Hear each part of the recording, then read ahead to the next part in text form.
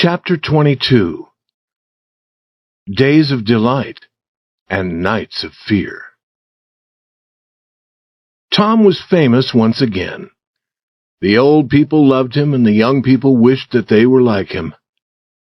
His name appeared in the village newspaper.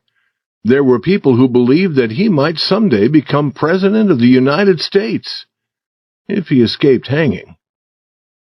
Now all were kind to Muff Potter, forgetting that they had not been kind before. Tom's days were days of joy, but his nights were filled with fear.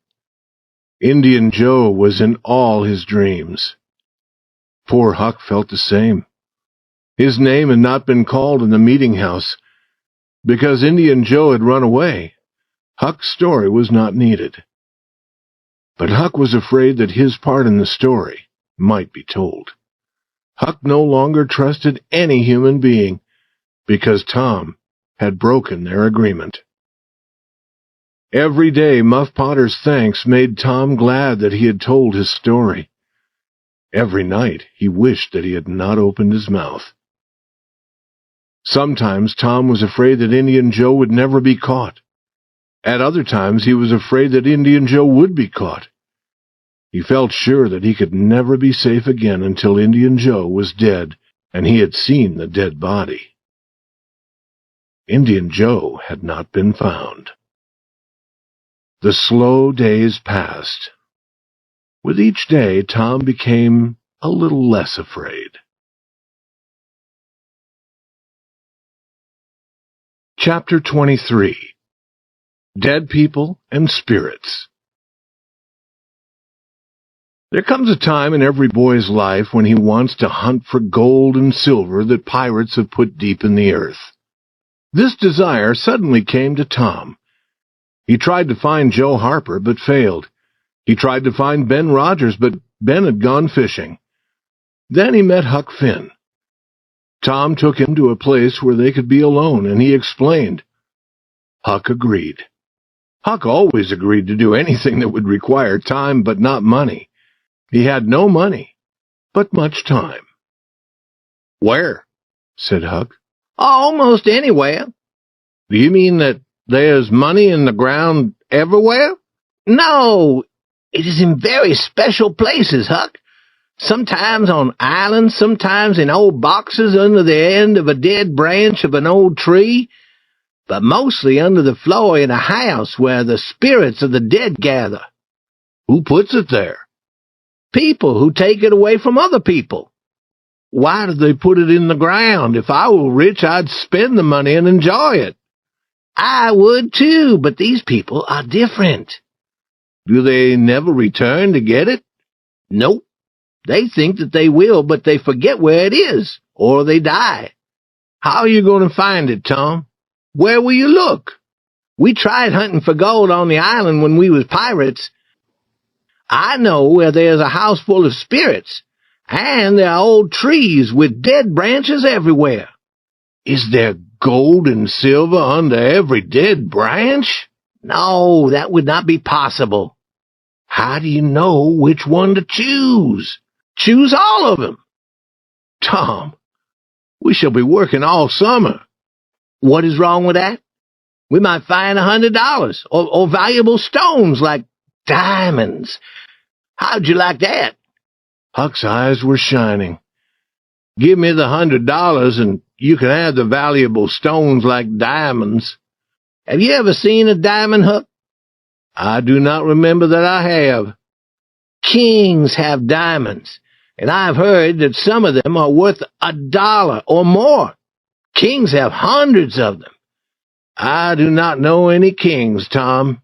"If you go to Europe, you'll see them jumping around." "Do they jump?" "Jump? No." "Why did you say that they jumped?" "Oh, I mean that you will see kings everywhere. Not jumping. Why should they jump? But you will see many of them." The boys got some gardening things used for making holes in the earth. Then they walked 3 miles to an old tree with a single dead branch. They were very hot, and they sat in the shade of another tree to rest and smoke. Tom said, Huck, if we find some money, what will you do with it? Spend it before my father takes it and spends it. What will you do with yours? I will get married. Married? Tom, you would be a fool. Think of my father and mother. Fight. They were fighting all the time, I remember. The girl I marry won't fight. Tom, they're all the same. Who is she? I won't tell you now. If you marry, I will be more lonely than I am now. No, you won't. You will come to live with me. Now, we must start working. They worked for half an hour. They found no box of money in the hole that they were making. They worked for another half hour. Then Huck said, "Is the money always so deep in the ground?" Not always. Perhaps this is not the right place. They began on the other side of the tree. They worked without talking for a while. Then Huck stopped to dry his face and said, "Where do we try next?" There's an old tree on Cardiff Hill behind Miss Douglas's house. That might be a good place. But won't she take the money away from us? It is her land. If you find money in the ground, it belongs to you. It does not belong to the owner of the land. That was fine. The work continued. After a while, Tom said, "We must be in the wrong place again." Oh, I understand. What a fool I was. We must know where the shade of the dead branch is under the light of the moon in the middle of the night. That is where we must hunt for the money. The boys stopped work and returned to the tree that night. It was a lonely place. They talked little. When they felt that the right hour had come, they found the shade in the moonlight under the branch and began to work. Their interest was strong. They worked fast. The hole grew deeper and deeper. But every time they found something hard in the earth, it was only a rock. After a while, Tom said, "Huck, we are wrong again." "We can't be wrong. We saw the shade of the branch." "But perhaps the time was not right. We guessed. We did not know." "We should stop trying," Huck said. "We never know the right time, and I do not like the middle of the night with spirits of dead men around. I feel that there is one behind me all the time, and I'm afraid to turn." "I feel the same, Huck, and they almost always put a dead man in the hole to guard the gold and silver." "They do?" "Yes, they do. I've always heard that." "Tom, I do not like to be where there are dead people. They will certainly cause trouble for us." "And I do not like it. Suppose this one should lift his head. He's only bones now. Suppose his bones should speak to us." "Stop that talk, Tom. That is a fearful idea." "Huck, I do not like this place. We can try another." "Where?" "The old house where the spirits gather." "Tom, I do not like spirits or their houses. Dead people may speak to us, perhaps, but they won't come quietly behind us as spirits do, and then suddenly make fearful noises." "But, Huck, spirits travel only at night. We can go to the house in the day." "That is true, but people never go near that house in the day or the night." "That is because a man was killed there, but nothing is seen except in the night. And then only blue lights are seen." "When you see those blue lights, Tom, you know that spirits are near, because only spirits use them.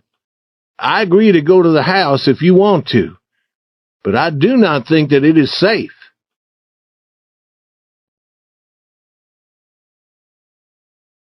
Chapter 24.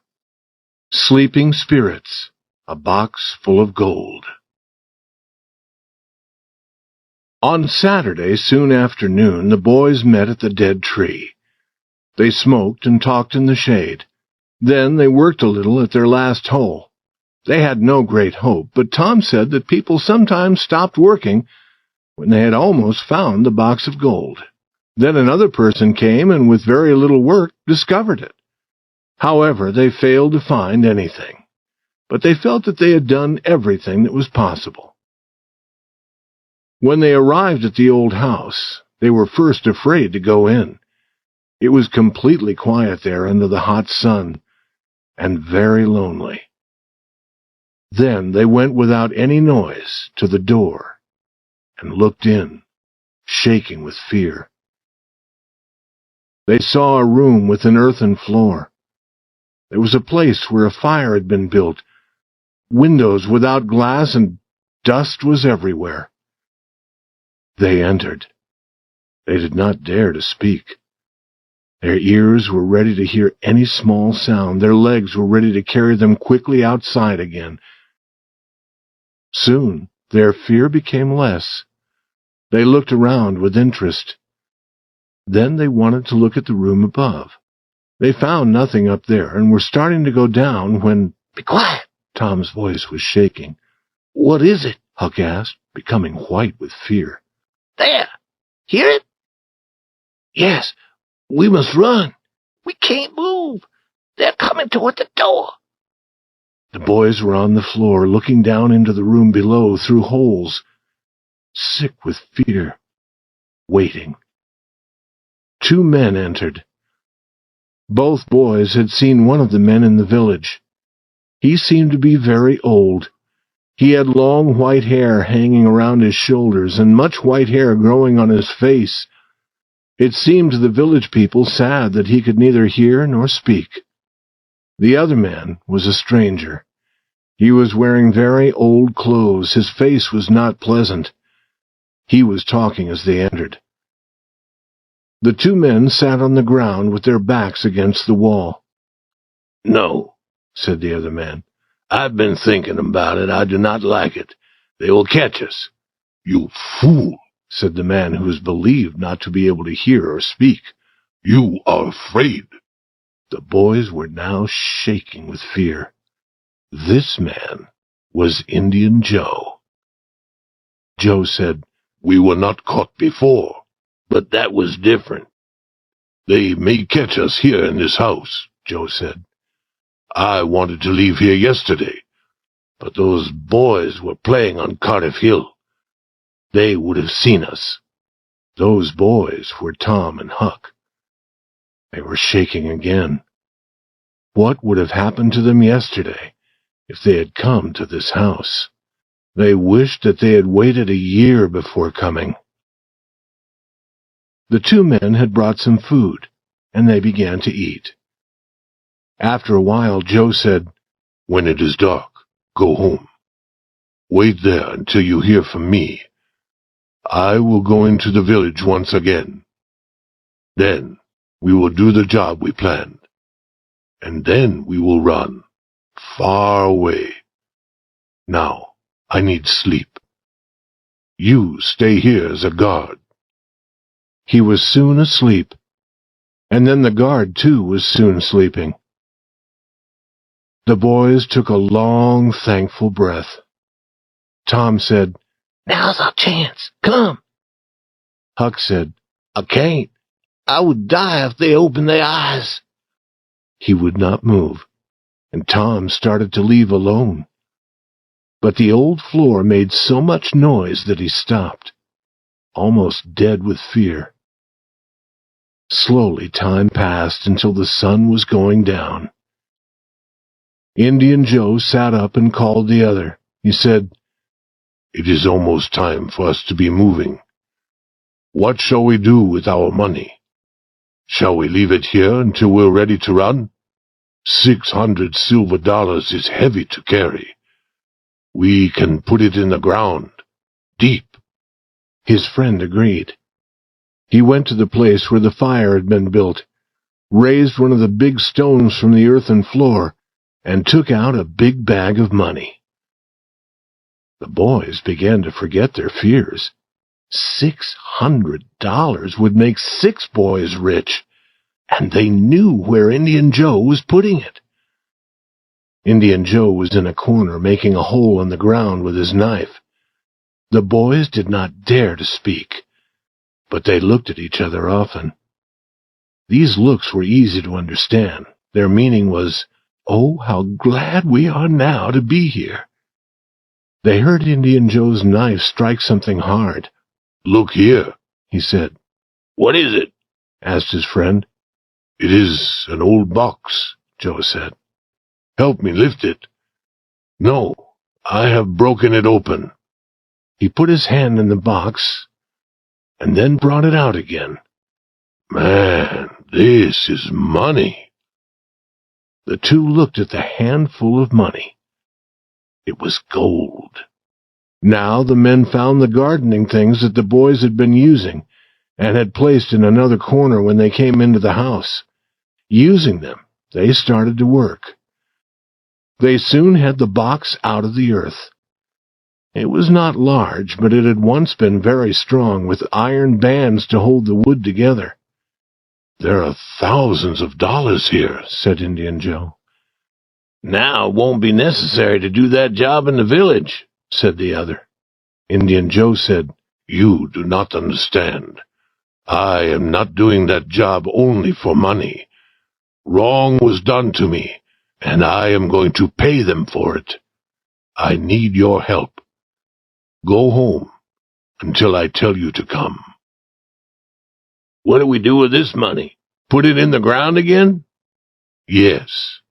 Delight for the boys above his head. "No." Deep sadness above. "Where did these gardening things come from? There was fresh earth on them. Who was here? We must take the money away.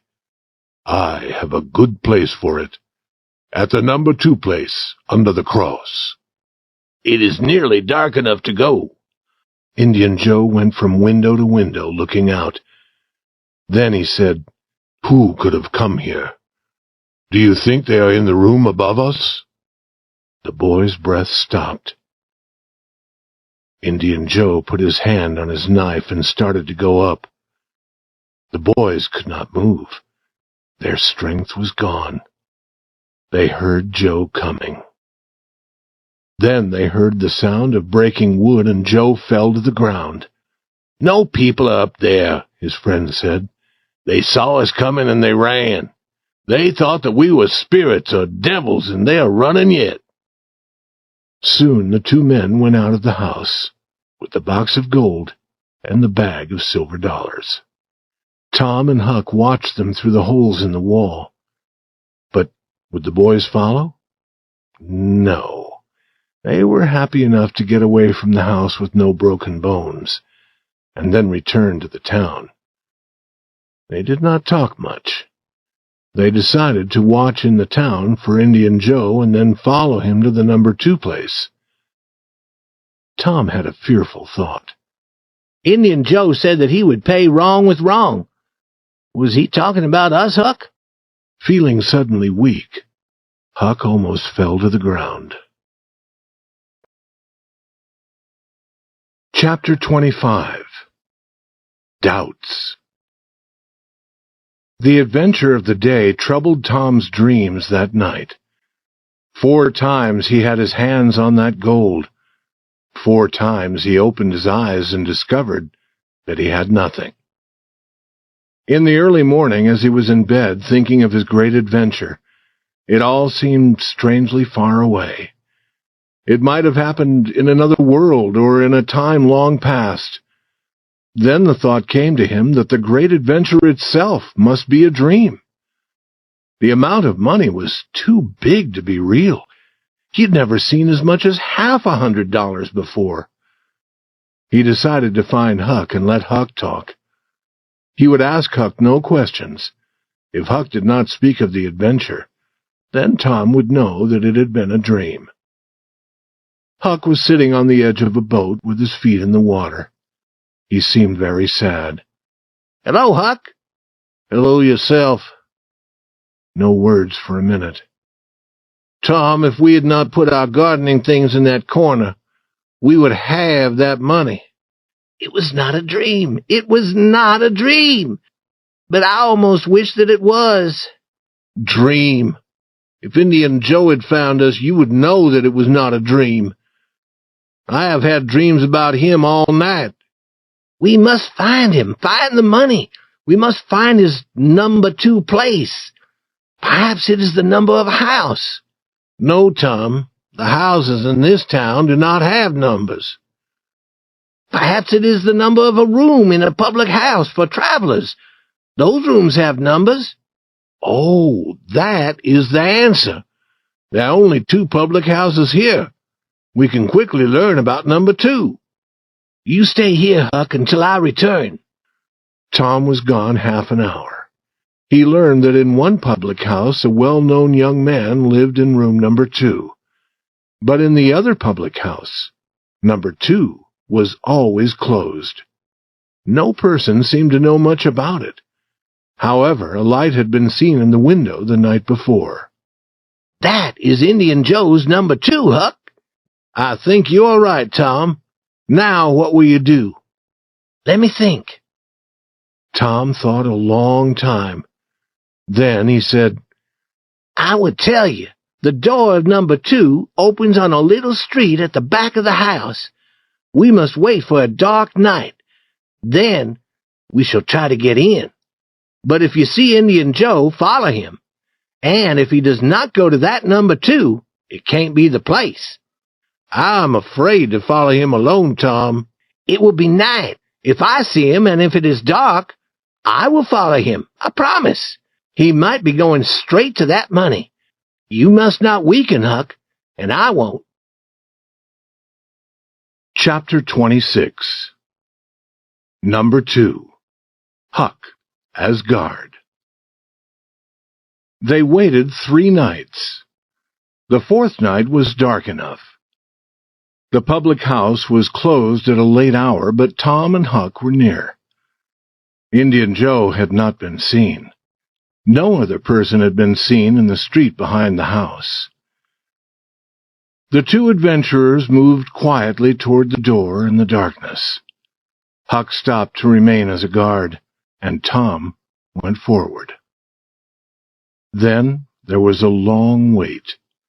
To Huck, it seemed like hours. What had happened to Tom? Had he died from fear? Huck's breathing was very fast, and his heart beat madly.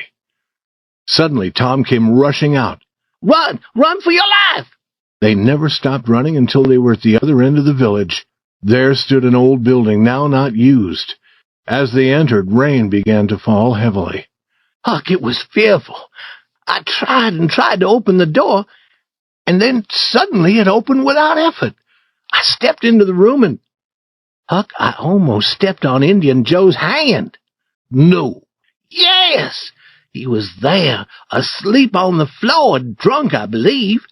I turned and ran." "Tom, did you see that box?" "Huck, I did not wait to look around. I did not see the box. I did not see any cross. I only saw a cup on the floor beside Indian Joe and more to drink. The room is full of it." "Tom, if Indian Joe is drunk, now is the time to get that box." "Is it? You get it." Huck began to shake. "No, I believe not." "And I believe not, Huck. Listen, Huck, wait until we know that Indian Joe is not in there. We can watch every night. Then we can go fast and get that box." "I agree. Let me watch all night and every night. You do the other part of the job." "I will. And now the rain has stopped. You go and watch. And when you want me at night, come to my window and make a noise like a cat." Chapter 27. The Picnic. Indian Joe's Job. The next morning, Tom heard glad news. Judge Thatcher's family had returned. Both Indian Joe and the box of gold were not so important for a while. More good news made the day perfect. The following day, Becky would have her picnic. Before 11 in the morning, the young people were at Judge Thatcher's house, ready to start. Soon the happy group was walking toward the river. They were going to ride down the river on the old riverboat. Sid did not go. He was sick. Mary stayed with him. Mrs. Thatcher said to Becky, You return late. Perhaps you should stay all night at the home of a girlfriend who lives near the river. I can stay with Susie Harper, Mother. Good. And be a good girl. The boat took them 3 miles down the river, where it was tied to the shore. The crowd ran off the boat and into the forest. Soon shouting and laughing could be heard from many places. After a while, all were hot and ready to rest. They met again near the boat and began to eat the good things they had brought with them. After eating, they rested in the shade of the big trees. Then there was a shout. "Who's ready to go to the cave?" All were ready. They got lights to guide them in the darkness and started to walk up the hill. The cave could be entered through an opening in the hillside. A door had been placed across the opening, but it was not closed. Inside was a small, very cold room. The walls were rock and always had water running down them. It was a strange pleasure to stand there in the darkness and look out at the green valley shining in the sunlight. But the strangeness was soon past, and the children began to play and run through other parts of the cave. None of these parts was wide, and some were very small. Some led to other rooms made of rock. Some of these were very big. The children could not see the top of them. A person might walk days and nights and never find the end of this cave. He might go down and yet further down into the earth, always finding new parts and new rooms. No person knew the whole cave. Only part of it was known, and people did not go where others had not gone before. Tom Sawyer knew as much of the cave as any person. The children walked for almost a mile before any of them started to return to the outside. Then one group after another began arriving at the opening on the hillside. They were surprised to see that it was almost night. The boat's bell had been calling for half an hour. However, they thought this end of the day's adventures was delightful. Only the captain of the boat was sorry that he had waited so long. Huck saw the lights of the returning riverboat. He was already watching for Indian Joe. There were clouds in the sky, and the night was becoming very dark. The people in the village began to go home to sleep. The village clock was striking 11, and nothing had happened.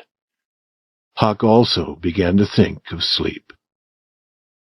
Then a noise came to his ear. The next moment, 2 men passed near him.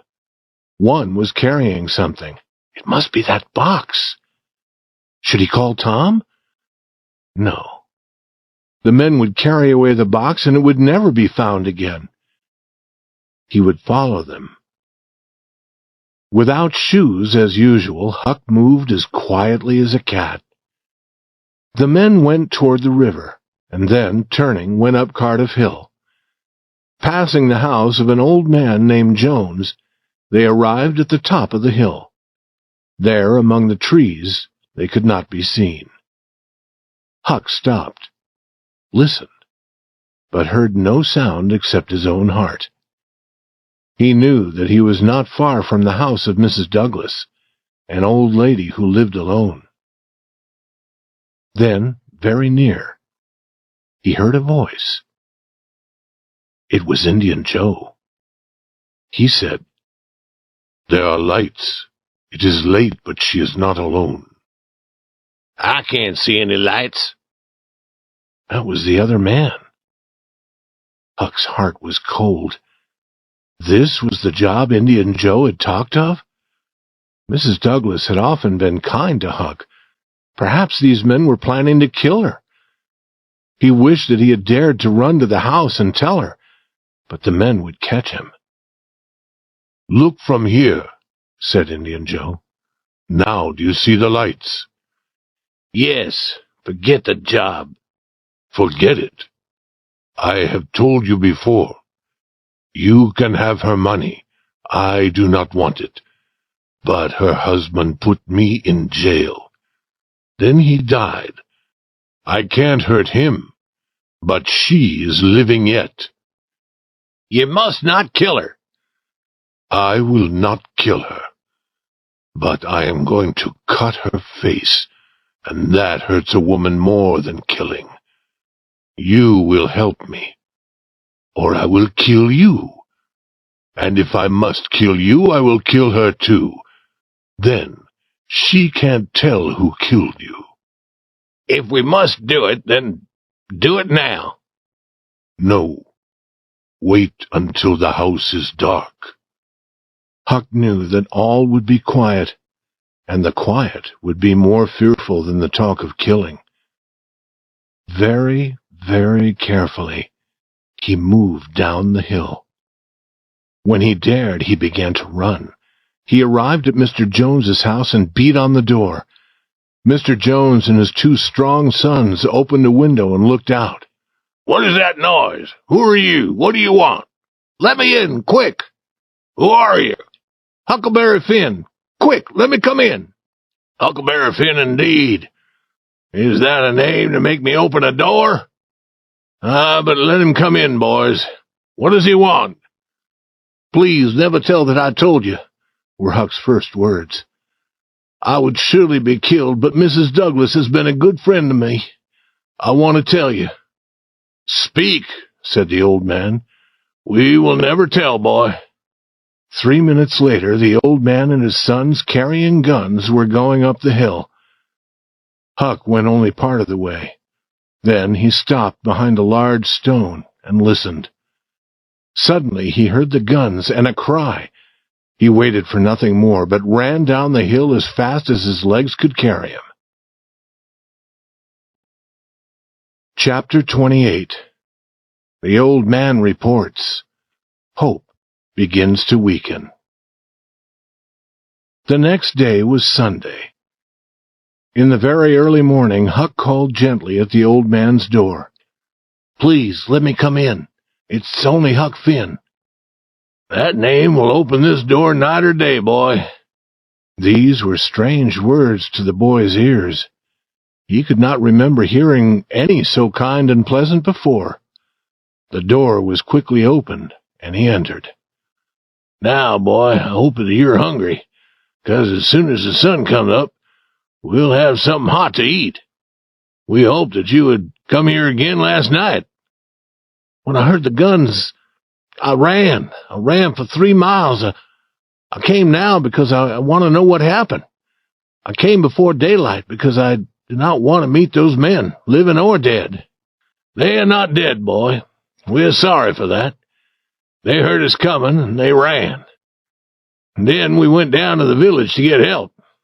Men have gone to watch at the river. More men will hunt through the forest today. My sons will join them.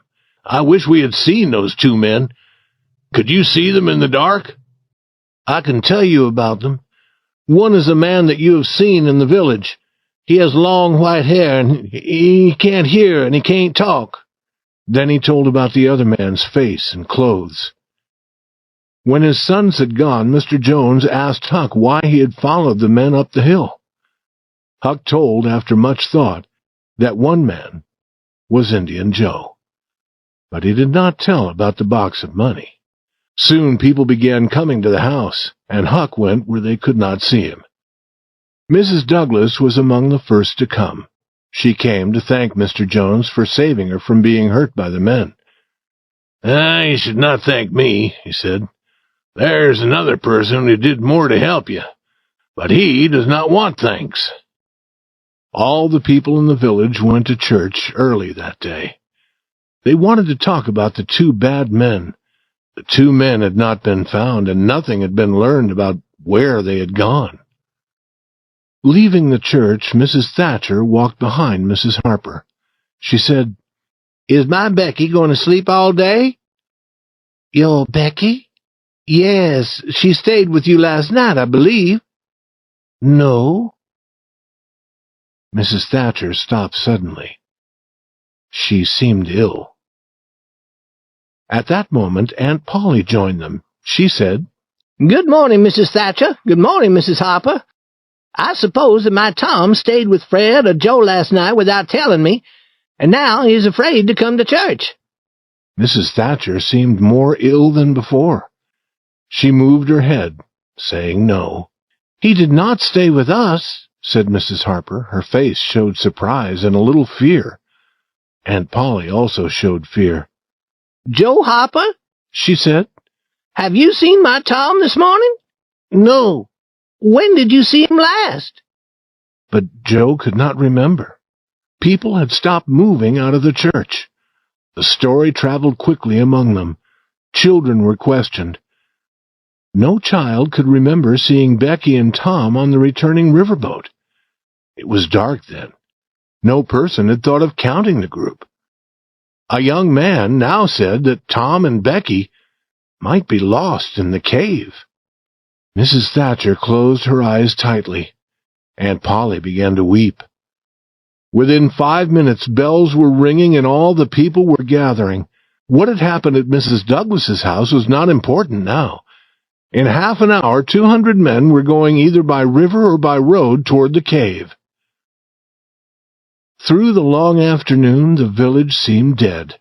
Many women went to visit Aunt Polly and Mrs. Thatcher. They wept with them, and that was more help than words. Through the long night, the town waited for news. But in the morning, only this news came. Send more food and more lights. Mrs. Thatcher was almost ill, and Aunt Polly also. Old Mr. Jones came home from the cave at noon and discovered that Huck was sick. Mrs. Douglas came to care for him. Other men began to return from the cave, but the stronger men continued their hunt. They visited the far parts of the cave. They shouted, they shot guns, but they had no answer. Often a light would be seen far away, and they would think that the children were found. But the light always belonged to another of the hunters. The names Becky and Tom were found marked on a rock, and the string that had tied Becky's hair was found. 3 days and nights passed. Huck asked about Tom Sawyer. Mrs. Douglas said, "Quiet, child, you must not talk. You are very sick." She began to weep. There were not many now with enough hope or strength to continue hunting for Tom Sawyer. Chapter 29. Lost in the Cave. Found but not saved. Tom and Becky had started through the branching cave with the other children. Then they had had enough of the games with the others. They had walked farther, talking and reading the writing on the walls. People had put their names there. Tom and Becky also put their names on the wall. They came to a place where a small stream of water fell over the rocks. Tom went behind the waterfall to let his light shine through for Becky's pleasure. Behind this waterfall, Tom found an opening leading down, and he wanted to discover where this branch of the cave went. He made a mark on the wall to guide their return and started down, with Becky following. They continued farther and farther, making marks where they turned into a new branch, and discovering many wonderful new parts of the cave. One great room was full of hundreds of bats, which were hanging asleep on the walls. When the children entered, the bats came flying at the lights, and the children ran. They came to a dark lake and sat down at the edge. Now, for the first time, they felt the deep quiet of the place. Becky said, "It is a very long time since I heard the others." "Becky, we are far below them and far north or south or east or west. We can't hear them here." Becky was afraid. "We should return. Can you find the way, Tom?" "I think that I can. But there are those bats. A different way would be better." "We must not get lost. It would be fearful." They started, but every turn now seemed strange. Becky's tears began to fall. They stopped. Tom shouted. The answer was a deep quiet. It increased Becky's fear, and Tom began now to feel afraid. Becky said, "We must return to the lake, and then go through the room full of bats. It would be better than being lost." But Tom said, "Becky, I've been a fool." He had not remembered to make any marks. He had not expected to return to the lake. Tom, we are lost. We are lost. We never can get out of this fearful place. Oh, why did we leave the others?" She dropped to the ground and wept so loudly that Tom feared that she might die. He sat down beside her and put his arms around her. He said that he was sorry. He said that he should never have brought her so far into the cave. Then she said that she also had been wrong. They had both been wrong to come so far. They started to walk again. Each had a light. Now they decided to use only one light and save the other. They walked until they could go no further without resting. They talked of home, and their friends, and their beds, and they talked of sunlight. Becky's tears started again, and then she was asleep. Tom watched her. Slowly, her face grew peaceful, and then he felt some peace. She opened her eyes, laughing, but suddenly the laugh ended. "Oh, I wish that I had never opened my eyes again. Oh, Tom, do not look at me like that. I shall not say that again." "We are going to find the way," Tom said. "We are going to try." They rose and started to walk, hand in hand, and without hope. Tom said that they must go quietly and listen for falling water.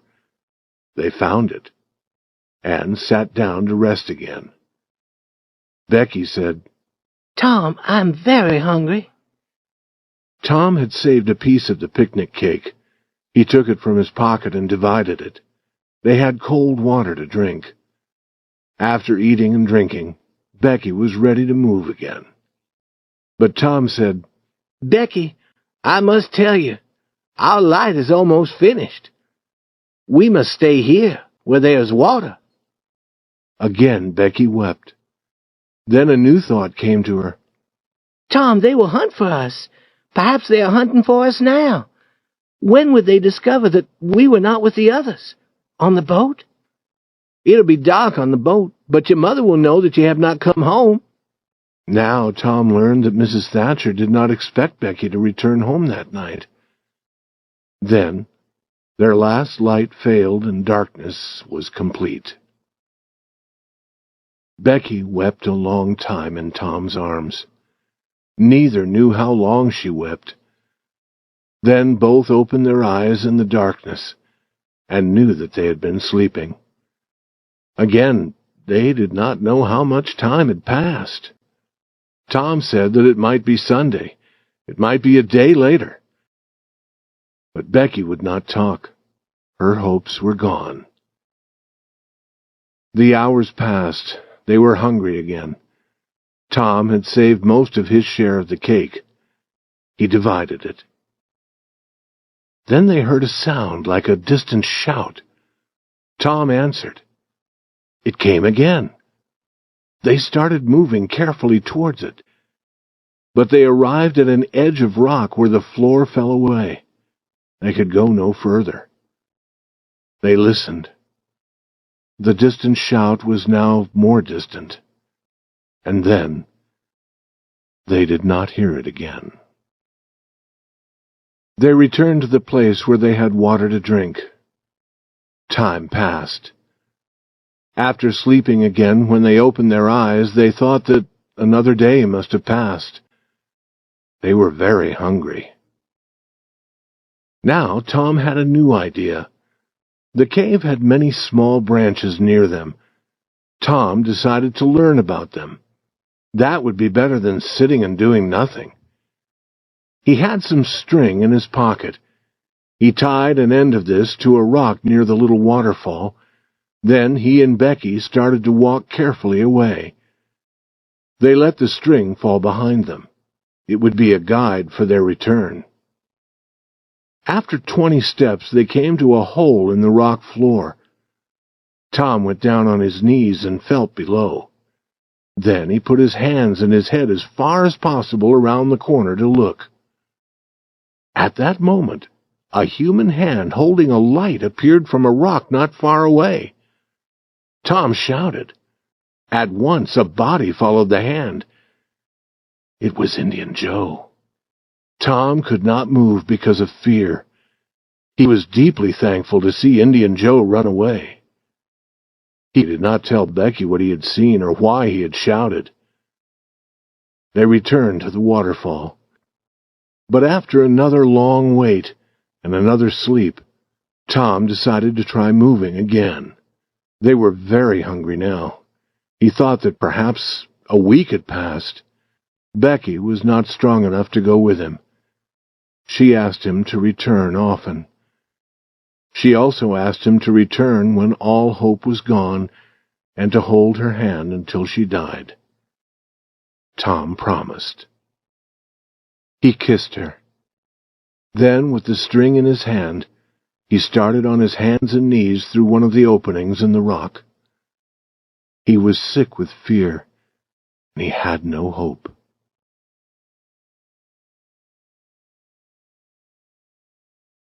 Chapter 30. Tom tells the story of their escape. Sunday, and 2 more days had passed. Few of the men continued their hunt in the cave. Most of the people believed that the children could never be found. Mrs. Thatcher was very ill. Aunt Polly's hair had changed from gray to white. Then, in the middle of the night, the village bells began to ring. In a moment, the streets were filled with people shouting, "They're found! They're found! They're found!" All moved toward the river and met the children as they were carried home. Aunt Polly's happiness was complete. Mrs. Thatcher's happiness would be complete when the news reached her husband. He was yet in the cave continuing the hunt. Tom lay on a bed telling the story of his wonderful adventures. They had gone in one direction as far as the length of the string. Then he had tried another opening. Then he had tried a third. He was ready to try another when he saw a distant light. He thought that it was daylight. He dropped the string and ran toward it, and put his head out through a small hole. And there was the great river on which the boat had brought them to the picnic. He told how he then returned for Becky. She did not believe him. She told him to let her die. But after a while she went with him. When she saw the daylight, she almost died of joy. He told how he got himself through the hole, and then helped her. They saw some men in a boat and shouted. At first the men didn't believe their wild story, because, the men said, "You are 5 miles south of the door of the cave." But they believed the children after a while, and took them to a house where they were given food and allowed to rest before being taken home. It was several days before Tom and Becky were strong again. Tom learned of Huck's sickness and went to visit him. Mrs. Douglas would not let Tom talk about his adventures because Huck was not strong enough to listen. Also, she would not let the boys talk about what had happened at her house on Cardiff Hill. Tom learned about that at home. He heard also that the other man who had been with Indian Joe had been found in the river. He had drowned while trying to escape. About 2 weeks later, Tom visited Becky at home. Judge Thatcher and some friends were there. They asked Tom if he wished to go into the cave again. Tom said yes. "Others might wish to go also," the judge said, "but I had that door covered with iron, and it is closed. It can't be opened. No person will get lost in that cave again." "Oh, Judge," Tom said, "Indian Joe is in the cave." Chapter 31. What happened to Indian Joe? A return to the cave. The news spread. In a few minutes, men were in boats on their way to the cave. Tom was in the boat with Judge Thatcher. When the door was opened, their eyes saw a sad sight. Indian Joe was on the ground, dead. Tom's experience in the cave made him understand Indian Joe's sufferings. But a heavy weight of fear had been lifted from Tom's heart. The next morning, Tom and Huck had an important talk. Now Huck told Tom about following Indian Joe up the hill to Mrs. Douglas's house. This part of the story was new to Tom. "And Indian Joe came from number 2 in that public house," Huck said. "And now we shall never know any more about that box of money." "Huck," Tom said, "that money was never in number 2. Huck, it is in the cave." "Say that again, Tom." "The money is in the cave." "Tom, is this true?" "It is true, Huck. Will you go there with me and help to bring it out?" "I will if I can go to the cave and not get lost." "Are you strong enough?" Tom asked. "I can't walk more than a mile, Tom." "It is 5 miles, Huck, for any other person, but I know a shorter way. I'll take you there in a boat. It'll be easy for you." "I want to start now, Tom." Tom agreed. "We want some bread and meat and our tobacco, and 2 bags, and some string and some lights." They took a friend's boat, and about noon the boys started their journey. Tom knew where to stop. They pulled the boat up on the shore. "Huck, the hole is near. Try to find it." Huck tried and found nothing. Then Tom proudly took him among the trees and said, "Here it is." The boys entered the hole. Tom was leading. They tied their string to a rock to guide their return. A few steps took them to the little waterfall, and Tom felt his whole body shaking. He told Huck that this was where he and Becky had been when they were lost. The boys were quiet now. The stillness and the darkness were heavy on their hearts. They continued walking, and soon they came to the place where the floor seemed to end. With the light they could see that they were on a hill leading to another rock floor below. Tom said, "Now I will show you something, Huck." He held his light high. "Look as far as you can around the corner. Do you see that? On the big rock? Tom, it is a cross. That is where I saw Indian Joe, Huck. And where's number 2? Remember what he said? Under the cross." Huck said in a shaking voice, "Tom, I want to go away from here." "What, and leave the money?" "Yes, leave it. Indian Joe's spirit is there." "No, Huck. His spirit is near the door where he died. That is 5 miles away." "No, Tom, it would guard the money. I know about spirits, and you do also." Tom began to think that Huck was right. But then he had a different thought. "Huck, his spirit would not be near a cross." Huck agreed. "Tom, I did not think of that, but it's true. We must go down there and find the box." It was not easy to go down the hill of rock to the floor below. Tom went first, and Huck followed. Near the bottom of the great rock the boys found where some person had been eating and sleeping, but they found no money.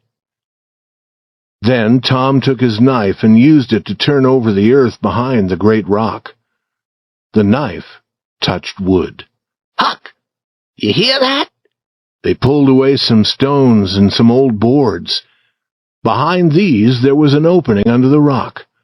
With his light, Tom went down. Huck followed. Tom went around a corner and shouted, "Huck, look there!" It was the box of money. There were also 2 guns. "We have it," said Huck, putting his hands among the pieces of gold. "We're rich, Tom. Huck, I was always sure that we would get it, and we have it. Can I lift the box?"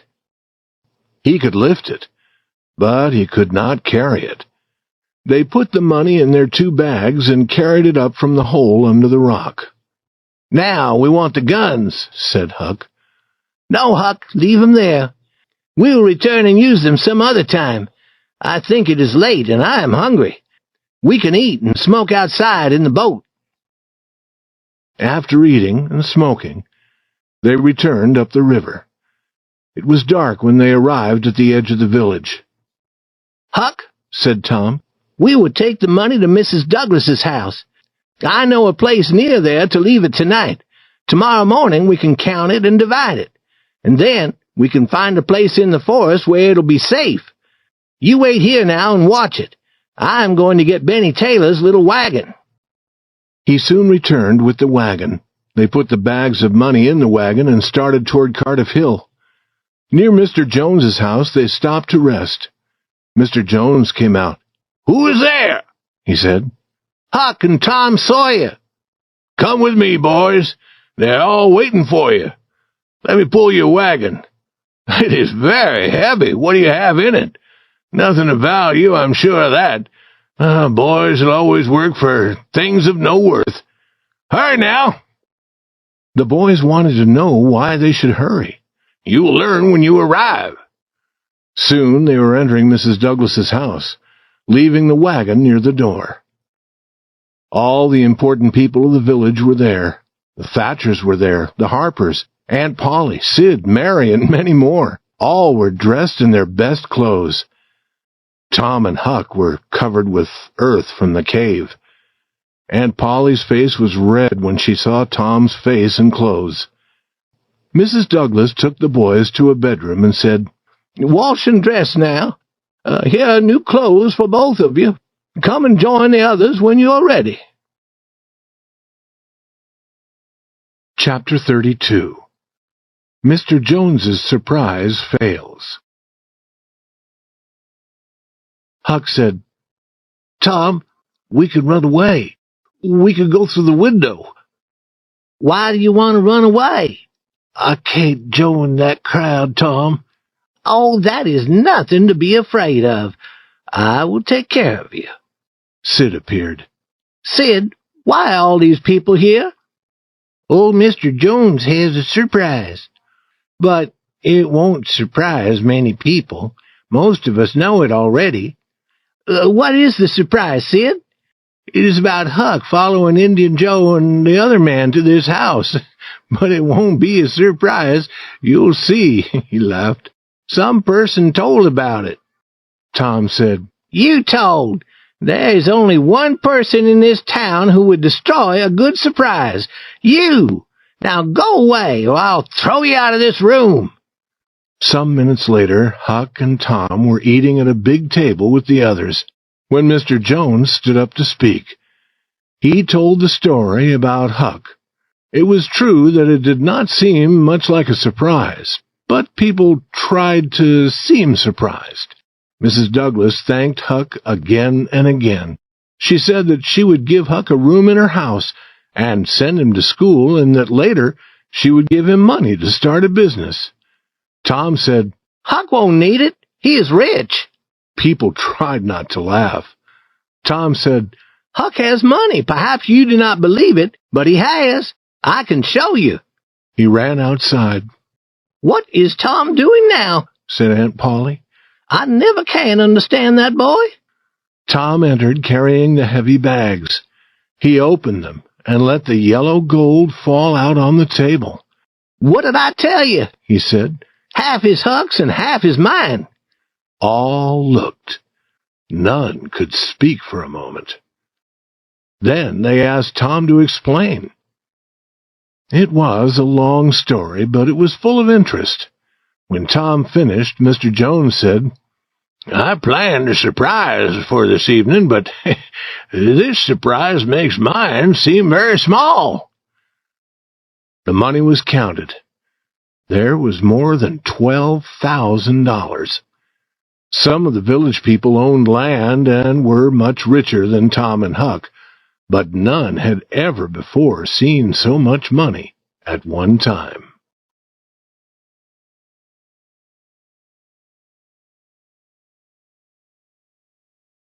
Chapter 33. New Adventures Planned. Tom and Huck's money was a great wonder in the poor little village. You may be sure of that. It was not easy to believe that the money was real. People talked and talked about it. People went hunting for more money. Boys went, and men went also. They hunted in every old lonely house. All watched Tom and Huck and listened to them. Every word they spoke had become important. The village newspaper had a story about them. Mrs. Douglas put Huck's money in a bank. Judge Thatcher did the same with Tom's. Each boy had money to spend now. He had almost $1 for every day of the year.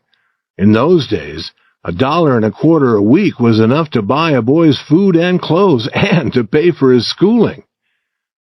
Judge Thatcher had a good opinion of Tom. He said that only a very wise boy could have brought Becky out of the cave safely. He expected Tom to become a great man. Huck Finn's life had changed. His sufferings were almost too great for him. Mrs. Douglas had taken him to her home. She kept him clean. He must sleep every night in a clean bed. He must eat like a gentleman. He must go to church. He suffered for 3 weeks, and then the next day he was gone. Mrs. Douglas and all the people in the village tried to find him. They were afraid that he had drowned in the river. Early on the 3rd morning, Tom Sawyer went to an old building outside the village. He found Huck. Huck had been sleeping behind the building. He was lying there now, happily smoking. He was covered with dust, his hair was wild, and he was wearing his old clothes. Tom asked him to go home to Mrs. Douglas. Huck's face became sad. "Do not talk about it, Tom. I tried it. It is not for me. She is good to me and friendly, but I can't live with her. I must get up at the same time every morning. I must wash. I must sleep in the bed. I must wear those good clothes. I can't move in those clothes. I can't sit down. I can't lie down. I can't roll on the ground in them. I must go to church. I must wear shoes on Sunday." "We all live like that, Huck." "Tom, I'm different. I can't live like that. It is easy to get food. Mrs. Douglas won't let me smoke, and she prays all the time. I had to leave, Tom, or I would die. When school begins, I would have to go to school. Tom, being rich is no good. I wish I was dead all the time. I like these old clothes. I like this place to sleep. This is what I want, Tom. I'll give you my share of the money. You can give me 10 cents when I need it, but not often. I do not like what is easy to get. And you go now and explain to Mrs. Douglas." "Oh, Huck, you know I can't do that. And if you try longer, you will like it." "Like it? Yes, I would like it as I would like a burning coal if I sat on it." "No, Tom, I won't be rich, and I won't live in the house. I like the forest and the river and a place like this for sleeping. But now we are rich, and all our games, like being pirates, are destroyed." "Listen, Huck, being rich won't change that." "Is that true, Tom?" "It is true. But if you want to join me and the other boys and belong to my club, you must live like us." "Tom, is that friendly?" "I want you to join us, Huck. But all the boys who join Tom Sawyer's club must have good characters." Huck was quiet. There was a battle in his mind. After a while he said, "I will return to Mrs. Douglas's for a month. I will try if you will let me belong to Tom Sawyer's club." "I agree, Huck. Come with me now, and I promise to ask Mrs. Douglas to change a little, Huck." "Will you, Tom? That is good. When will you start your club?" "Oh, soon. This evening, perhaps. We can have the first meeting." "What will we do at the meeting?" "Well, we will promise always to help others, and promise never to tell what we plan to do, and promise to kill any person who hurts one of us." "I like that, Tom. I like it." "And we must make those promises in the middle of the night in a lonely place, and sign with blood." "This is better than being a pirate, Tom. I will stay with Mrs. Douglas, and we will have adventures that will make the whole village talk about us. And then Mrs. Douglas will be proud because she took me into her home." A few words to end. So ends this story. Because it is the history of a boy, it must stop here. It could not go much further without becoming the history of a man. Most of the people in this book are living yet, and are happy. Perhaps someday the story will be continued. Therefore, it will be wise to tell no more now.